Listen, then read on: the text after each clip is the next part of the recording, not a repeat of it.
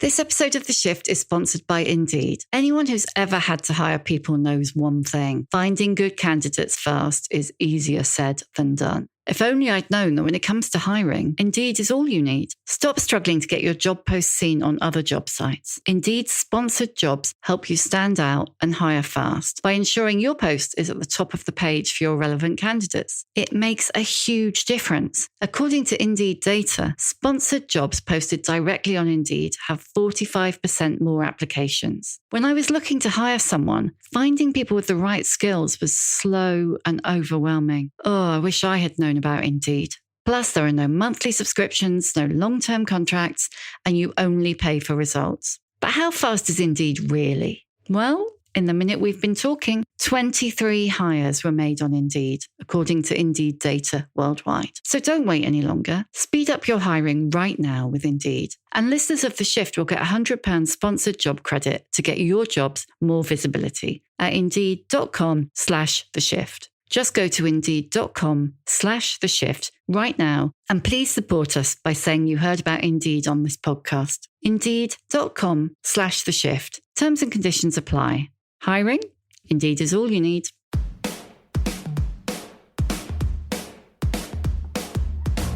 Hello and welcome to The Shift, the podcast that aims to tell the no-holds-barred truth about being a woman post-40. Created and hosted by me, journalist and author Sam Baker.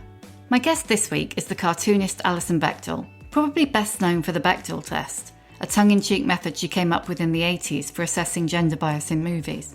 She became a household name when Fun Home, her graphic novel about coming out and her father's death, became a bestseller and was turned into an award-winning musical.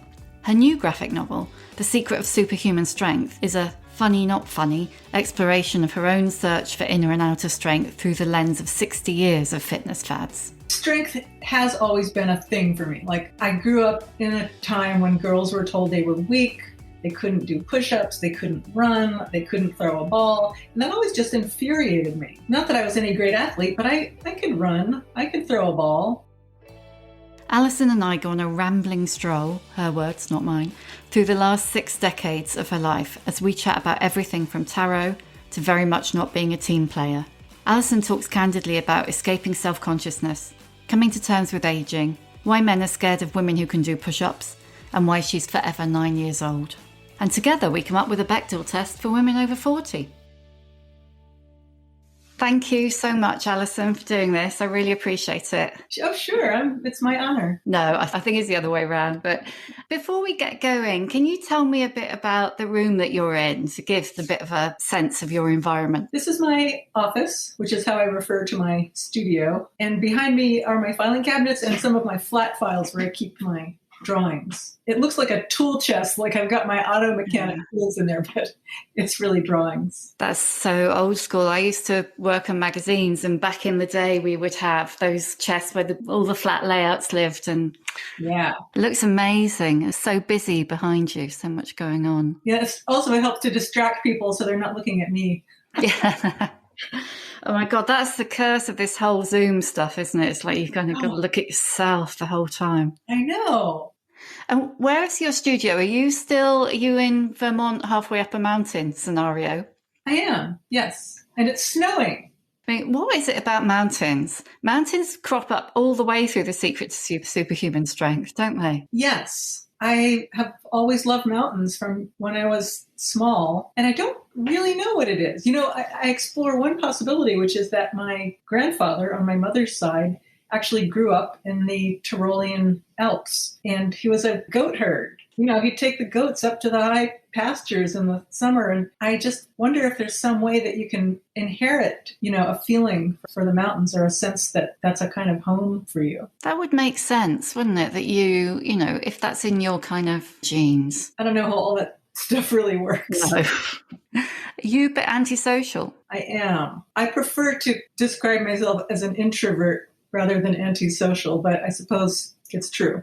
I have a certain need for connecting with others. And I certainly love other people, but I think it's somewhat less than average. Like I can get along alone perhaps longer than other people. So does lockdown really played into that for you or not? My lockdown has been really kind of wonderful. I feel very sheepish saying this because it's been such an awful thing that humanity has been living through. But for me, it worked out really well. I work at home anyhow, so there was no upheaval in my daily routine. In fact, I got to just sink into a state of very deep concentration with this book. I was on deadline and I might not have finished it if I hadn't had that, uninterrupted time. There's a lovely cartoon towards the end of the book of you and your wife in a very kind of like monastic setting, kind of fully monked up, finishing the book. Yeah, I actually roped her into helping me with the book. She was doing the color as I was finishing up the drawing. And it was this really wonderful feeling like we were, two monks, filling out our illuminated manuscripts together. We were like hermits. We weren't seeing people. We weren't going anywhere. We stopped drinking. We went vegetarian. My God. It actually was really, really great.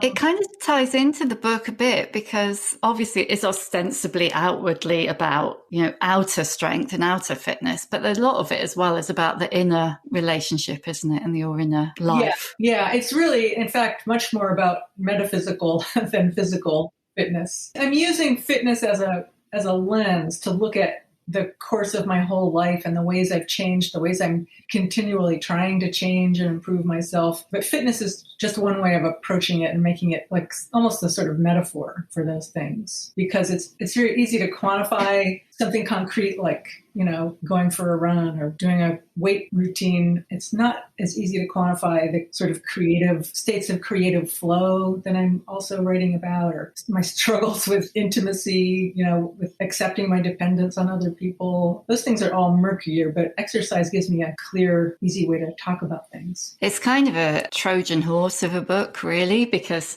it's ostensibly about 60 years of fitness fads through the lens of your interaction with them. But really, it's a big existential monster, isn't it, about mortality? It kind of is. I feel a little sheepish about that, too. Like, I had intended for it to be more about the fun part of fitness and just doing these different activities. But the deeper I got into it all, the more I just inevitably get pulled into these big questions. Like, what is the purpose of our life? What is the nature of reality? What's real? Is myself a real thing? And for me, I like to call it a mystical experience, but in fact, it was a drug-induced experience. When I was 20 and taking psilocybin mushrooms, I had this really amazing, very blissful experience just sitting in Central Park one summer afternoon under the influence of this drug, this hallucinogenic drug. I didn't really have a hallucinogenic experience.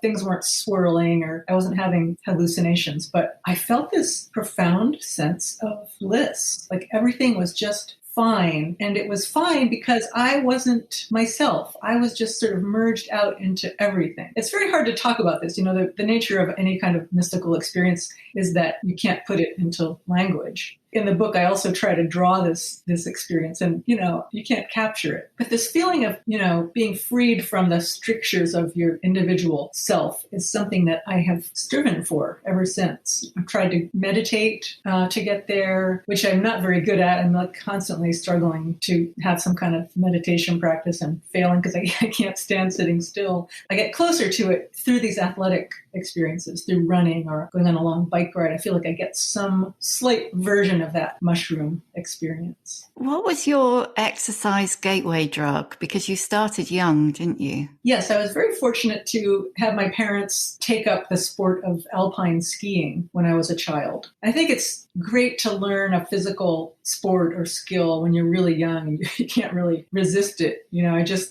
did it because that's what my family was doing. I learned a lot just from, learning how to balance on skis. It could have been any kind of activity, but my family did skiing and that was what I learned. And it has helped me as I've tried to do other activities over the course of my life, that early grounding and just learning to balance yourself. I feel like that was really helpful. I wish everyone could have that. I often wonder, maybe some people just aren't coordinated. Oh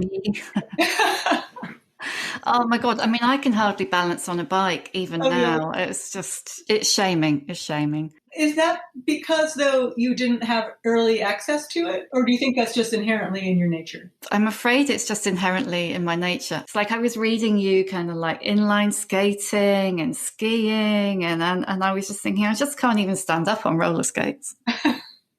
Well, this is one of my fears about this book, is that I'm going to put off people who don't enjoy exercise or just aren't good at it, don't want to do it. I hope that isn't the case, because No. I'm not an exercise evangelist by any stretch. I know it's not everybody's bag, but for me, it's just a way to get into these other ideas. But it wasn't a cult in the way it is now, was it, when you started? It's kind of become a bit of a thing. It has. And I feel like I didn't really get into that. Like, that's something I haven't experienced, just because I'm old now and I'm not like in the cultural swim as much as I used to be. Like, but I could certainly see that coming, with the spinning craze and the yoga on every street corner. Yeah, it's become a commodity in a way that it didn't used to be. Yeah, like a status almost, I guess. Like Peloton Yeah. during lockdown. It's almost like, oh, God.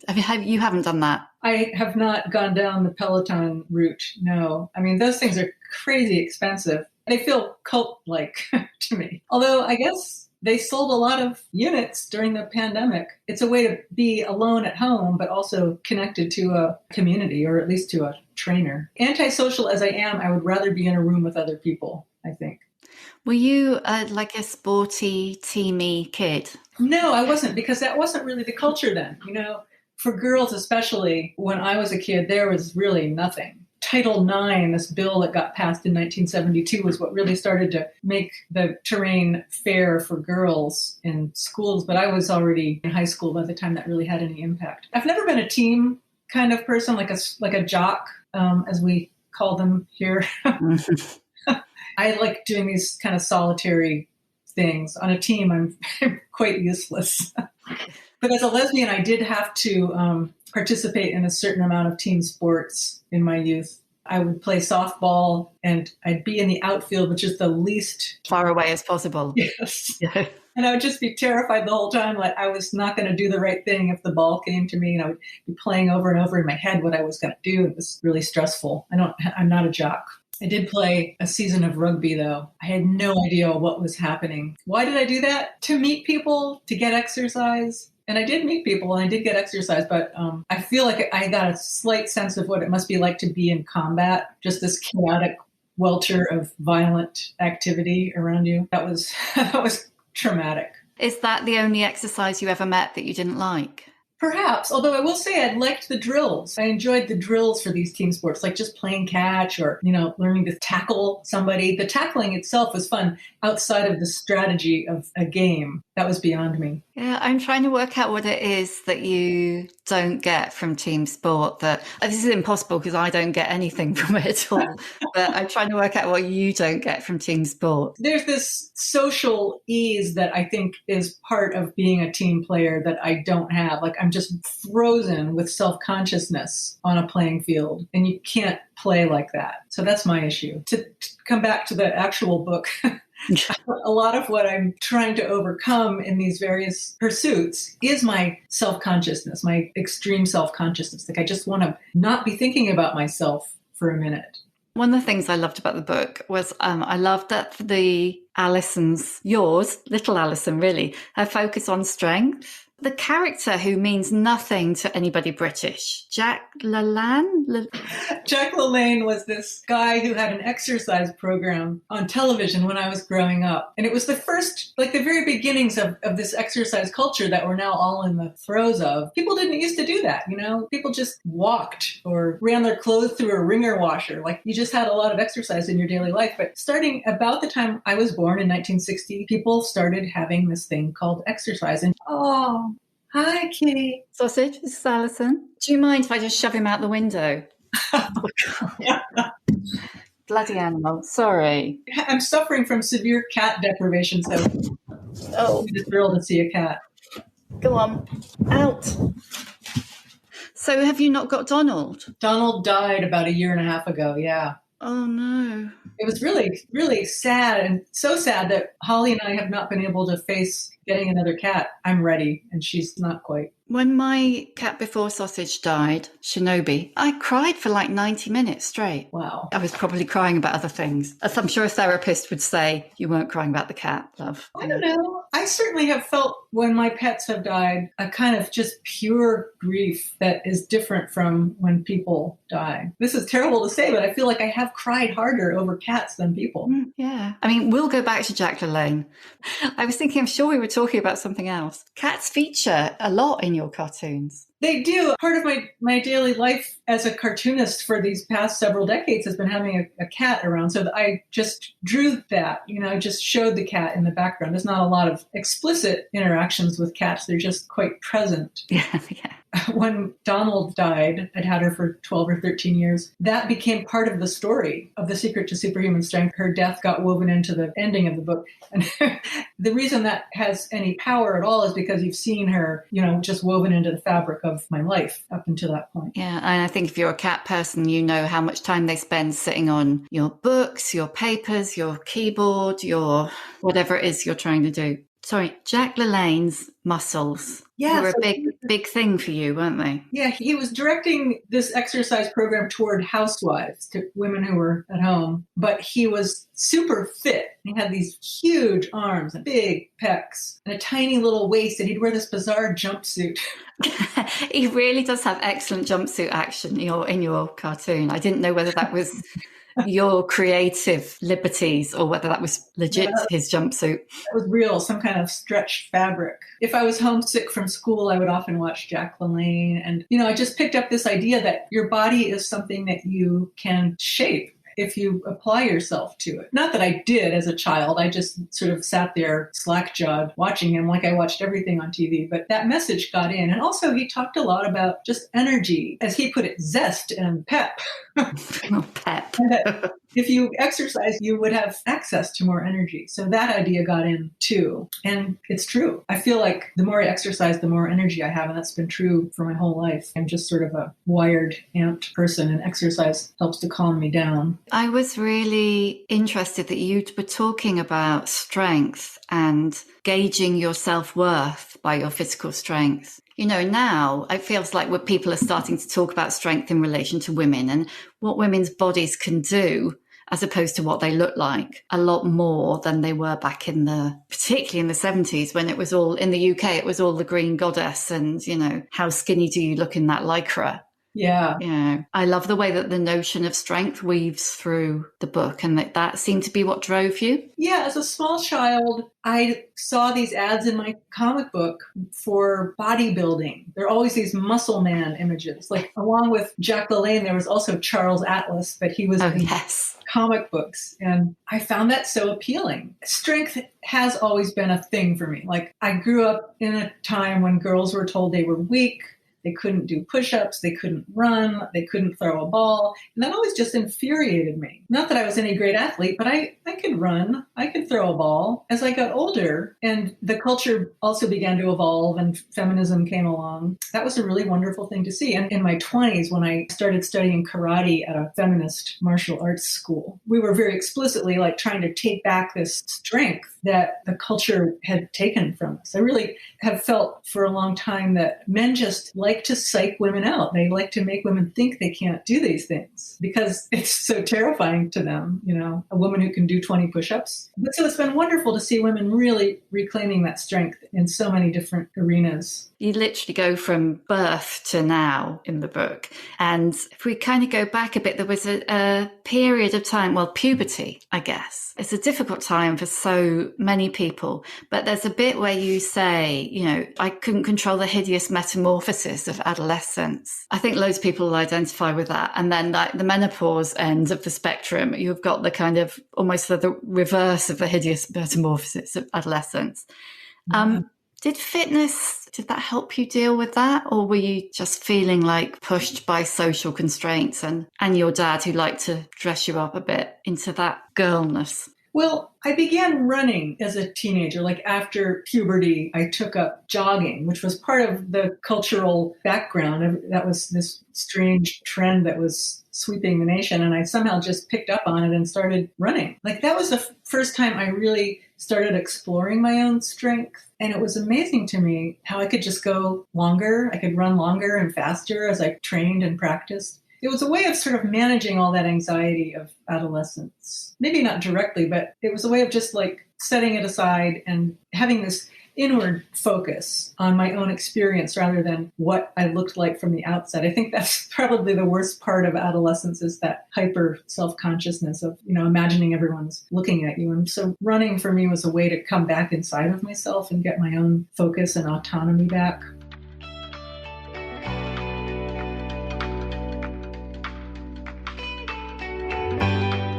This episode of The Shift is sponsored by Shopify. When I think back to starting The Shift, I can hardly believe I pulled it off.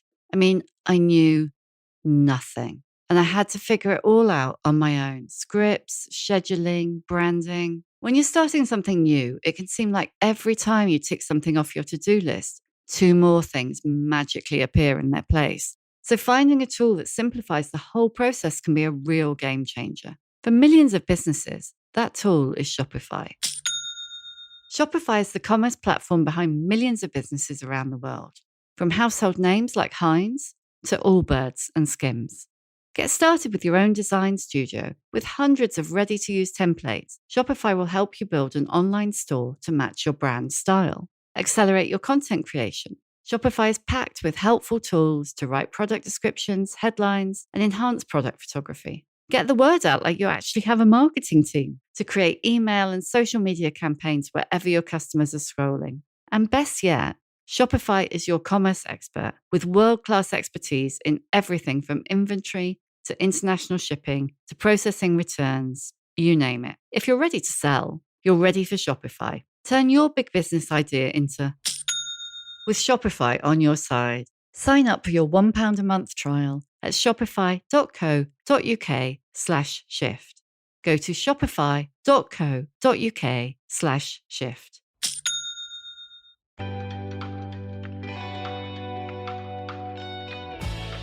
The whole arc of the book, it does follow my life in chronological order. And when I first held the bound book in my hands, that was sort of startling to me. Of course I'd seen all these pages, but I hadn't seen them in a flippable book format where I could watch myself aging as I turned the page. I go through menopause in this book. It's the story of my body. I wonder from outside whether it strangely feels more exposing than the previous 2, even though the previous 2 were very intimate and about very intimate relationships in your life. I do feel like this one is a little less revealing, although now that I say that, no, I'm talking about my relationship. I'm talking about my getting involved with Holly when she was still polyamorous and trying to work that out. I talk about my drinking habits. It's quite revealing. I honestly don't know what I'm thinking. Why do I do this? I don't know. There's not really anywhere much you don't go. Sorry. Okay, I somehow thought it was less intimate, but maybe I was just trying to convince myself. Because I read you said that you were going to write a fun athletic memoir that you could just bang out. It's like, how did that work out? Yeah, that did not happen. Everything turns into kind of a big, in-depth project. Yeah, that's you, I guess. Yeah, it's the way my brain works. Like, I remember when they were teaching us about outlines in school, how to write down your thoughts before you write the paper. I could never grasp that. How on earth do you know how to make an outline until you know what you want to say? And how do you know what you want to say? That's my struggle with writing. I just have to kind of muck through a lot of stuff for a long time before I have any idea what I want to say. What's the process for you? Is it visual first and then you add some words, or do you do it the other way around? It is primarily words first. It's a kind of visual way of treating words. I write not in a word processing program, but in a drawing program in Adobe Illustrator. So when I'm writing, I'm actually looking at a grid on the screen, like of my page. So I'm placing text in a deliberate manner in panels. And as I do that, I'm thinking about what the pictures that accompany it are going to be. I was really struck in the 80s segment of the book, I guess, I don't know, were you early mid-20s, where the kind of the cartoons and the karate kind of came together and gave you a sense of purpose. Yeah, those were kind of simultaneous. I was living in New York City after college and had stumbled into this world of karate, which I really turned myself over to. I just began going to all the classes, 4 classes a week, and that became the focus of my life. But at the same time, I was starting to draw my comic strip dykes to watch out for. These silly drawings of lesbians like me and my friends and publishing them in the local paper. I was never one of those young people who like was on the student council, or I was never a do-gooder. As you can see, I'm still completely inarticulate. I was not one of those driven, purposeful young people. But in my early 20s, I finally did start to feel some sense of purpose in this feminist world I was discovering. I was able to take my drawings, which was always my thing. I always loved to draw and drew silly drawings my whole life. And I had found a way to use those drawings to connect with other people. And the karate, too, felt like part of that feminist mission in that it was, about helping other women to see how they could be strong. So that was quite a novel sensation, feeling the sense of community. Like I'd never really thought of myself as part of any kind of community before, but that was very, very motivating. In the book, I talk about all these other writers, my own narrative, and one of them is the transcendentalist feminist writer Margaret Fuller. Well, I just became interested in this sort of lineage of people from the transcendentalists back to the British Romantics. Well, and then I would see parallels between my own life and the lives of these writers at different points. And I was very taken with Margaret Fuller's life in her 20s. And I sort of show her life in parallel to mine. I mean, she was so much more purposeful and so much more high-minded. And she was supporting her family and struggling to make her way as a writer in the world. And I was just like this, 20th century punk, just pleasure and studying karate. But I did start to see some parallels in our lives, just in the way that she was finally finding her calling at the same time that I was finding my calling. At what point did you encounter her? I mean, I'd never heard of her. She's completely fascinating. Oh, she's so undersung. I hadn't heard about her either until maybe in the past 10 years. But I read a wonderful biography of her, Margaret Fuller, A New American Life. Someone needs to make a television series about her because she's amazing. She only lived until she was 40. She died in a very tragic shipwreck. But she was just this sort of polymath, this genius woman in New England in the early half of the 19th century, when there was really zero opportunities for women. And she became a journalist. She traveled to Europe. She went to Rome and reported on the revolution happening there. She had a baby out of wedlock with a younger man. She was wild. There are so many women like her, aren't there, though, that are just vanished or have been vanished. I was at the university library recently looking for some books about her, and she's in the same section as Ralph Waldo Emerson. And I swear to God, he has like an entire wing of the library is filled with books about Emerson. And Margaret Fuller, there's maybe one shelf. So enraging. There's a point where you talk about adolescence, visibility and invisibility.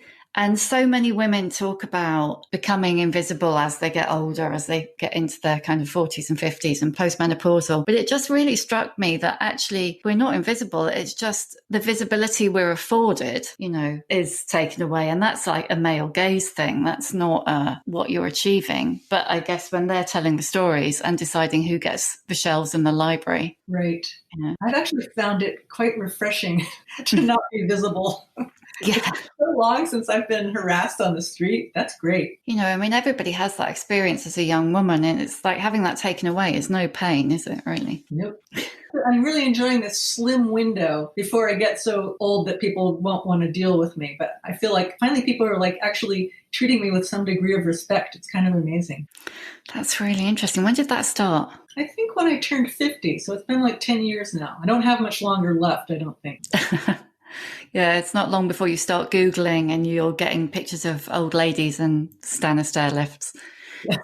You had a menopause really quite young, didn't you? About 40? I was 50. Oh, that's my maths. You were 50. I was really struck by a comment that you make, and I hope I won't make you cringe by reading it out to you, that you were barren. Given that I'd never for an instant wanted to have a child, this was surprisingly discomforting to me, the end of the line.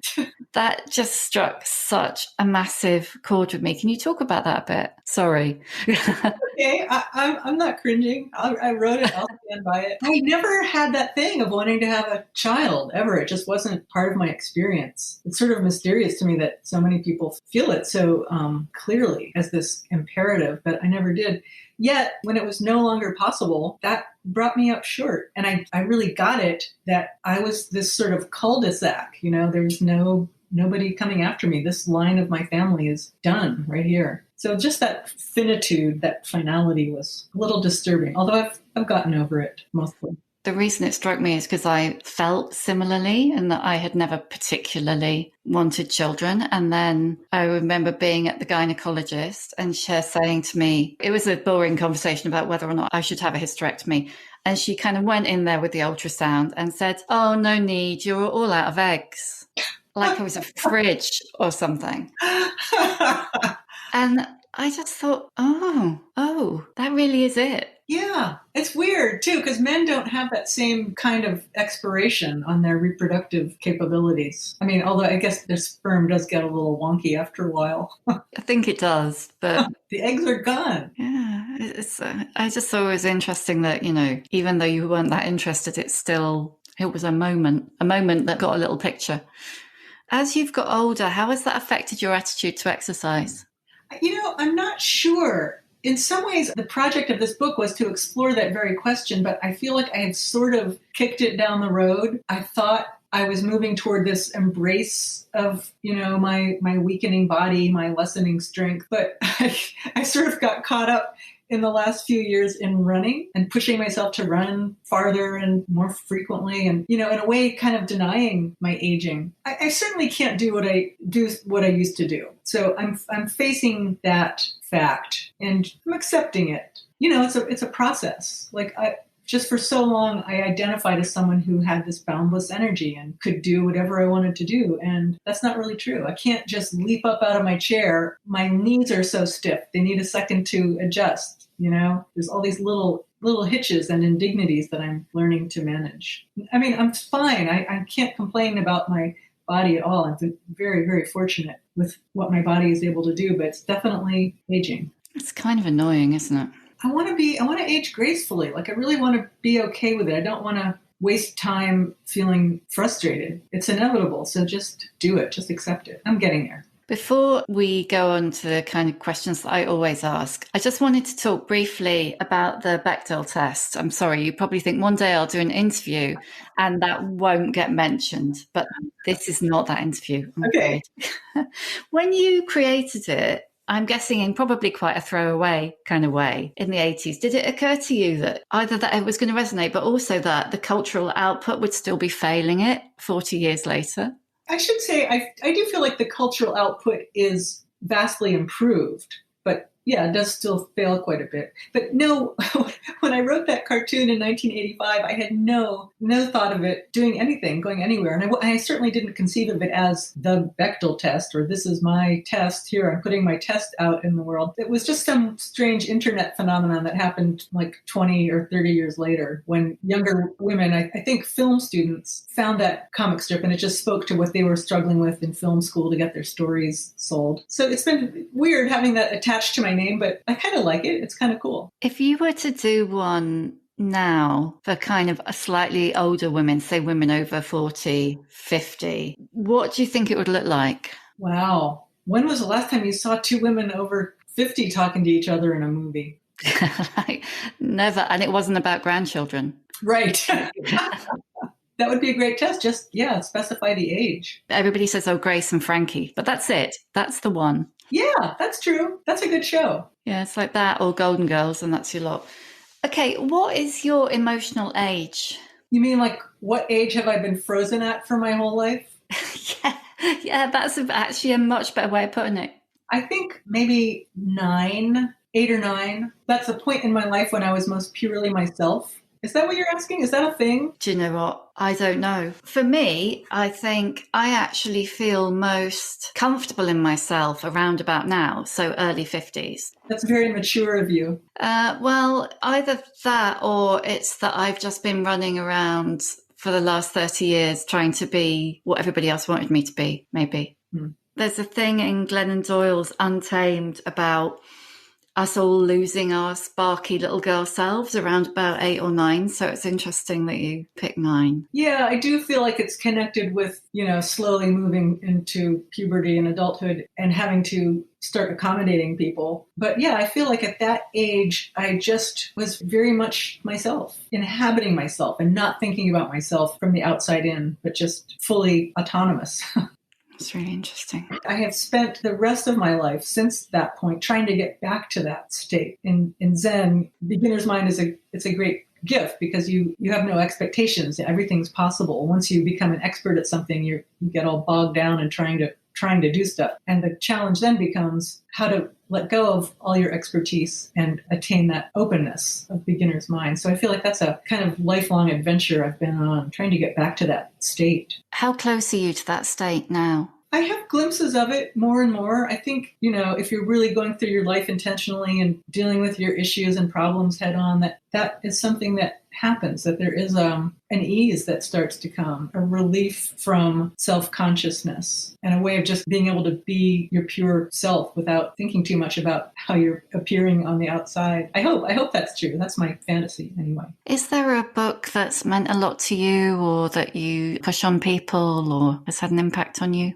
A book that I came back to as I was working on this book was Adrienne Rich's book of poetry, The Dream of a Common Language, which I sort of read as a young person, although I didn't really understand it. So it was really wonderful to come back to that with several decades more of experience under my belt and really grasp a little more what she was talking about. But that book is also just a really wonderful example of self-transformation. It was a book she wrote after coming out as a lesbian, and it was her first publication after that point in her life. She had this very conventional career and marriage up to that point. So it was very brave of her to do that at the time. This book came out in 1977. But I'm just very aware now of how much that book made possible for me and for women like me. What advice would you give younger women? Find the thing you're good at and don't let people talk you out of it. If you're lucky enough to have something that you love doing and that you have some minimal skill at, don't let people convince you that that's not a worthy way to spend your time.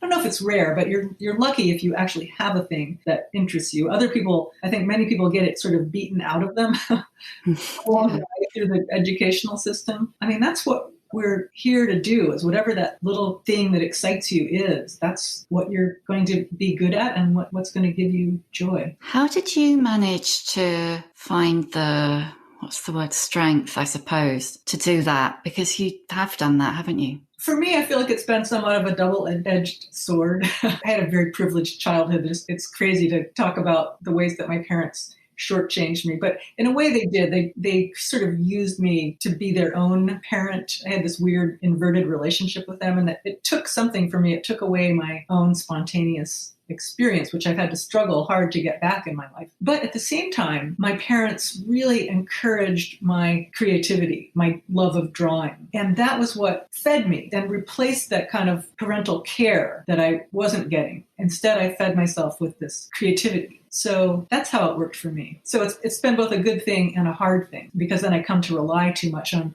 my creativity to be everything, and you still have to have a life, apparently. Yeah, I mean, that's just made me think, I want to go back and ask about, several times you talk about the personal price of professional success. Yeah, I feel like I somehow signed some deal with the devil that would give me professional success at the price of personal failure. Relationships were my difficult thing in life. I just had trouble having a healthy relationship, but I didn't have trouble doing my work. I would publish a book and my girlfriend would leave me. That became a problem in my life. That's probably a whole other conversation, isn't it?